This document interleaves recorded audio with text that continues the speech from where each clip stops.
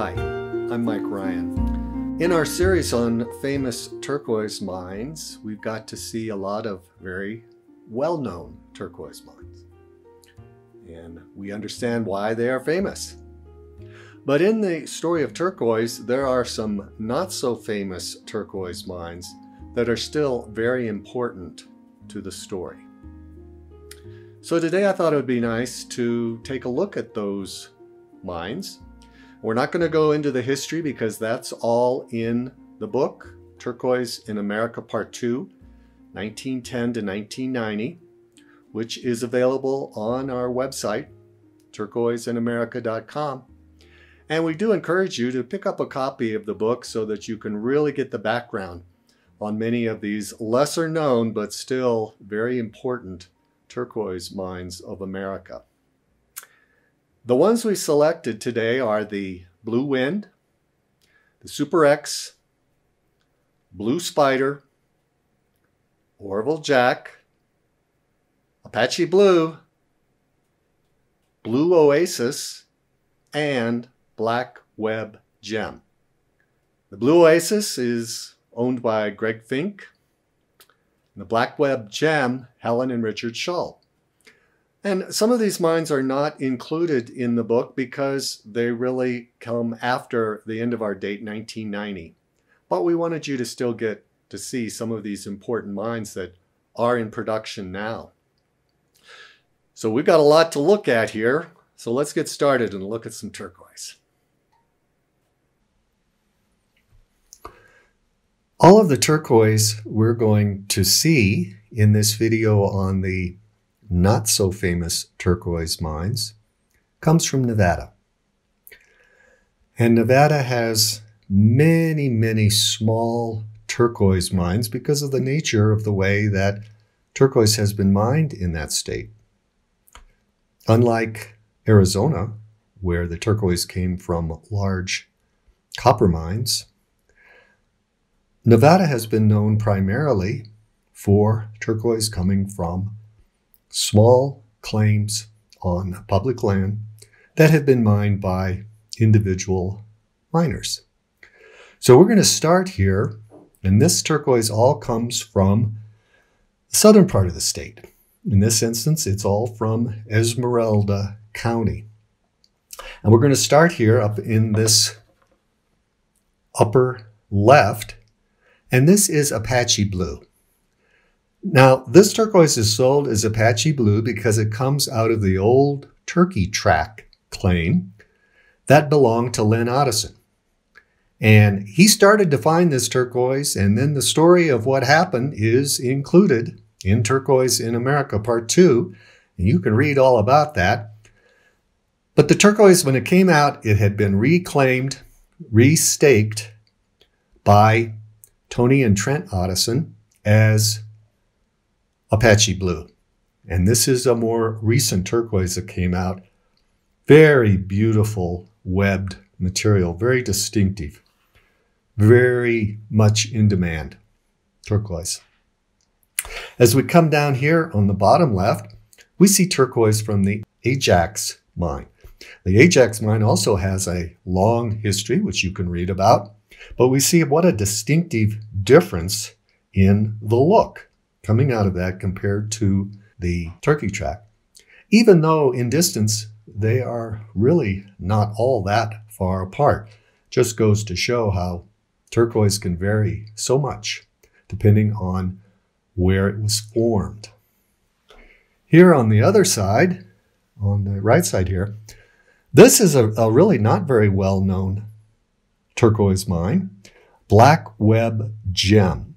And it's a more recent mine, but it's really known by this very distinctive web formation, as its name implies. Helen and Richard Shull have this mine, and I think it is some of the most beautiful turquoise that has been mined in more recent times, but very low production, very rare turquoise. Finally, down here in this section, we're seeing the Blue Oasis mine that is owned by Greg Fink. Again, very recent production of this coming out. And I don't know how well you see it here, but it is very distinctive, almost like a golden radiating matrix that the turquoise is formed in. Very, very beautiful. And again, not well known, very rare turquoise, but one that will be known at one time as not in the not so famous, but in the famous category.